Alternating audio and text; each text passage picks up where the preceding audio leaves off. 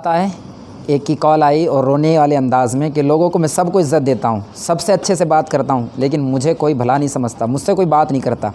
याद रखिए, आप किसी से मोहब्बत करते हैं, किसी के साथ अच्छा करते हैं, किसी के साथ भला करते हैं, तो इसलिए नहीं कि उससे मुझे कोई बदला चाहिए, नहीं, अल्लाह की रज़ा के लिए आप किसी के साथ भलाई करिए तो आपको कभी तकलीफ़ महसूस नहीं होगी। और वैसे भी घर बचाने हैं तो हमें मुस्कुराते रहना है, हमें खुश रहना है। हज़रत अबू दरदा रज़ियल्लाहु ताला अन्हु अपने घर में तशरीफ़ लाते तो अक्सर मुस्कुराते रहते।